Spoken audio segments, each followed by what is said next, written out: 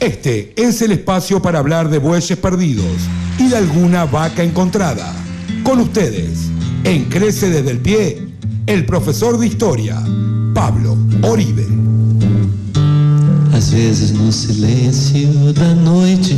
A ese nombre respondo hace como 26 años, al de Pablo Oribe. Así que estamos aquí para empezar la columna de historia.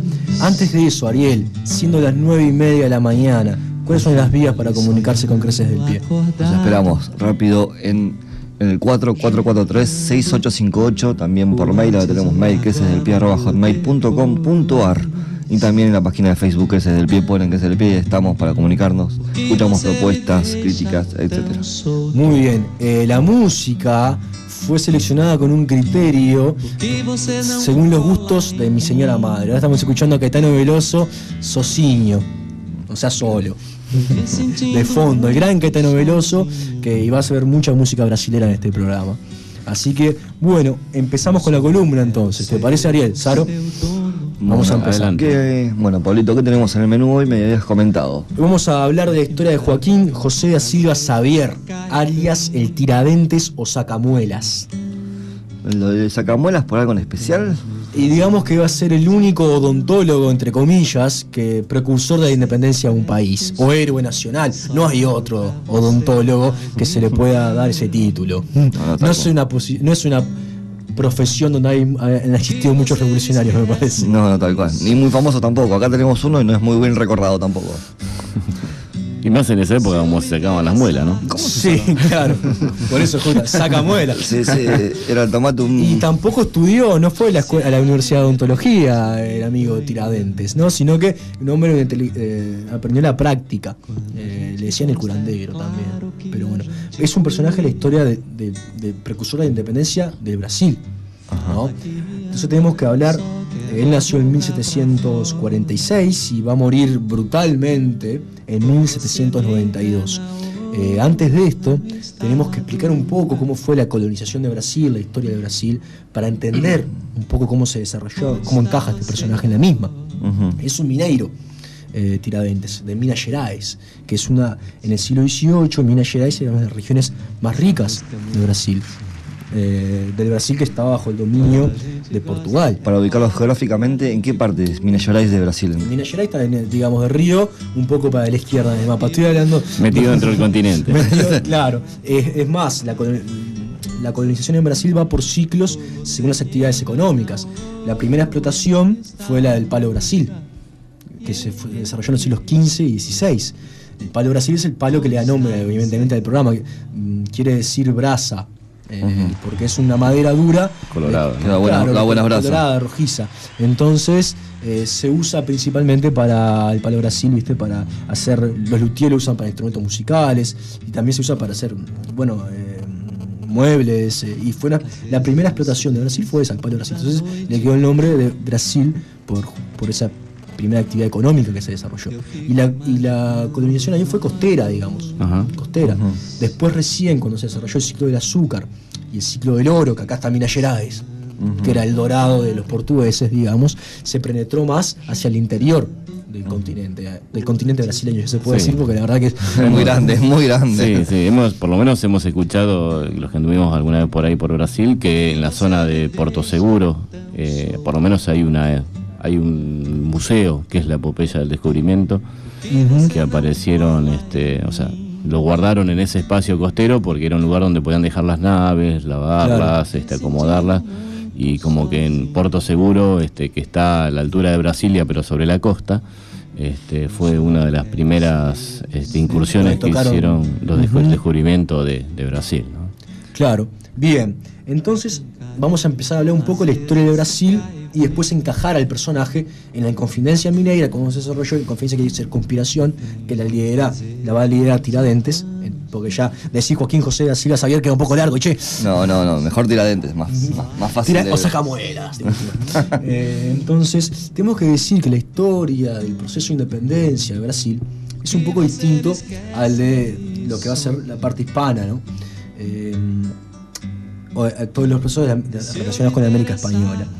Digamos que hacia 1807 la corona portuguesa se traslada, a fines del 7 se traslada de Portugal a Brasil porque Napoleón iba a invadir Portugal. Entonces la corona toda con miles de alta nobleza y comerciantes se trasladan de Portugal a Brasil, que era su colonia más importante. Y toda la corte portuguesa va a llegar a Río allá por los primeros meses de 1808 y llegan rapados porque se agarran piojos en la travesía y se rapan. Están todos esperando ahí a que baje las deidades, entre comillas, y están todos rapados porque se agarraron piojos, ¿no? Y eso se hace en el 8. En el 15 ya a Brasil se le sube el reino y hacia 1800, y en realidad ahora Brasil pasa de ser colonia a ser la metrópoli, porque el centro está en Brasil y no en Portugal. Toda la corona pone su sede en Río y el centro político del imperio va a ser Brasil. Entonces pasa de ser colonia a metrópolis, si se quiere. Y más cuando en el 15 se le asignan reinos. Y la independencia va a ser un poco distinta a la América española, porque hacia 1822 el emperador de Brasil, Pedro I, dice el conocido Me Fico, en el grito de Ipiranga del 7 de septiembre de 1822, dice: me quedo. Habían problemas en Portugal, donde su padre, João VI, tiene que volver a Portugal por miedo a perder Portugal, y después obligan a Pedro a volver, y ahí Pedro dice: no, me fico y me quedo en Brasil, y se rompen los lazos con todo el reinado portugués. Pero es una independencia que no cambia en nada. Brasil sigue siendo un imperio, sigue independiente solamente desde el punto de vista político, porque no es que haya suprimida la esclavitud ni nada. Recién la esclavitud en Brasil se va a suprimir en 1888, un año antes que se instaure la República Vieja, que en 1889, esa República Vieja, bastante aristocrática y conservadora, va a ir hasta 1930, cuando Getúlio Vargas la barra y funda el Estado Novo. Bien, o sea que Brasil va a tener un proceso de independencia distinto al de la América Española. Justamente por esto de Napoleón, que obliga a huir a la corona portuguesa a Brasil, y cómo se desarrollaron los acontecimientos que detallé aquí. Ahora, no vamos a hablar de esto nosotros. Vamos a hablar de esto. Una reseña estamos haciendo. Estamos haciendo una reseña para ver Claro. dónde encajamos, en qué parte del devenir, el transcurso de los hechos, metemos a Tiradentes y la Confidencia Mineiro, la conspiración Claro, Mineiro. es una reseña histórica, como Muy breve. hablamos de lo que era Portugal y España como grandes imperios que por el Tratado de Tordesillas, bueno, se separan Brasil y la parte de América, ¿no? de España, Claro. acá en el virreinato, y hoy Portugal y España son países en Europa que están en un problema Sí, económico muy grande, ¿no? Sí, sí, sí. Como la historia dio vuelta. Da vuelta todo el tiempo. Sí. Sí, bueno, entonces tenemos que ver dónde encaja Tiradentes acá. Tiradentes va a ser parte de la Inconfidencia Mineira. En el último tercio del siglo XVIII hubieron varias conspiraciones lideradas por brasileños para liberarse de Portugal. La Inconfidencia Mineira se desarrolló allá por 1788, casi que simultáneamente con la Revolución Francesa. Hay dos grandes inconfidencias o conspiraciones, que es justamente la de Minas Gerais, la Mineira, y la de la Bahiana, la de Bahía, que es unos años después, que se llama también Conspiración de los Astres. Estas son lo que quieren es la independencia respecto a Portugal. Bien, y ya la piden en el último tercio del siglo XVIII. Minas Gerais es una de las regiones más ricas de Brasil en este momento. Brasil estaba dividida en distintas capitanías, lo que llaman capitanías generales.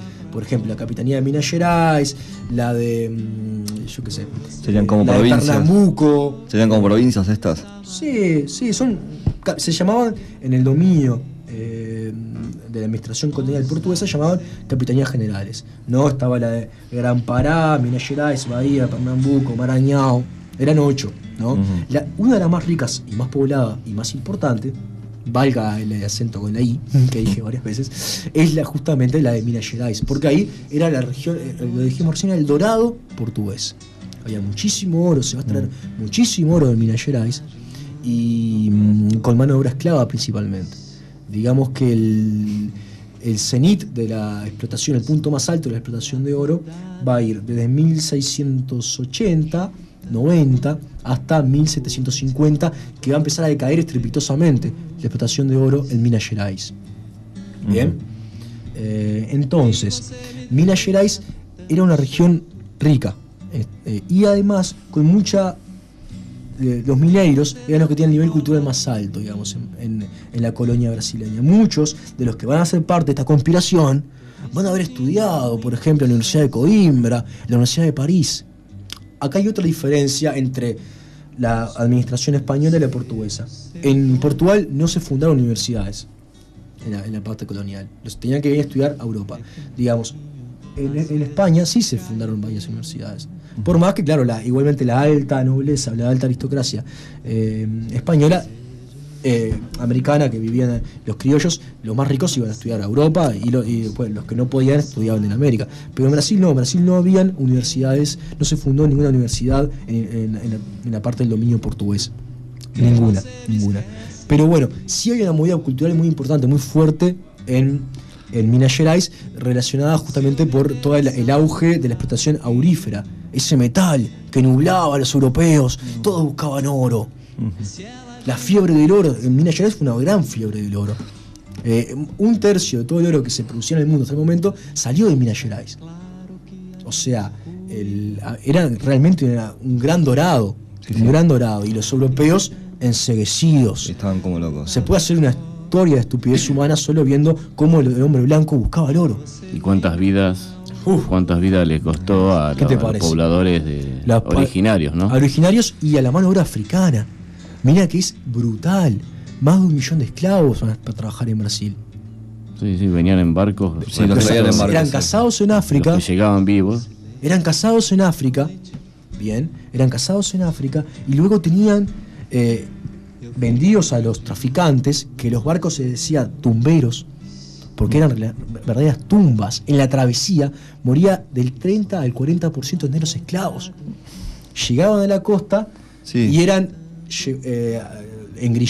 vendidos engrillados y llevados también a Gerais a trabajar en las minas. Estos esclavos son los que van a construir el Brasil. Hacen las ciudades, sacan el oro, hacen todo. Junto, como dijo Saro, a las poblaciones originarias. Bien, o sea, es una historia bastante triste también, la historia de todo el mundo afro, cómo se mete en América, digamos. Después la herencia cultural que nos deja es brutal, ya sea desde el punto de vista musical, pero también desde el punto de vista de la colaboración que hicieron para edificar materialmente, no solo la cultura inmaterial, sino también materialmente, la sangre, el sudor de físicamente, los afrodescendientes fue brutal.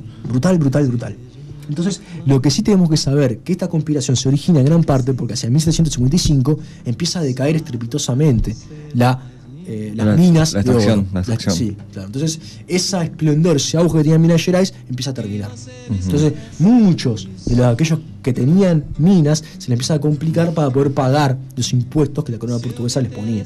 Entonces, acá se empiezan a desarrollar las conspiraciones. Y ahí entra Tiradentes. Sí, Tiradentes, que vamos a presentarlo, en realidad no es como sus compañeros de la conspiración, que eran todos letrados y ricos, sino que es un hombre de pueblo.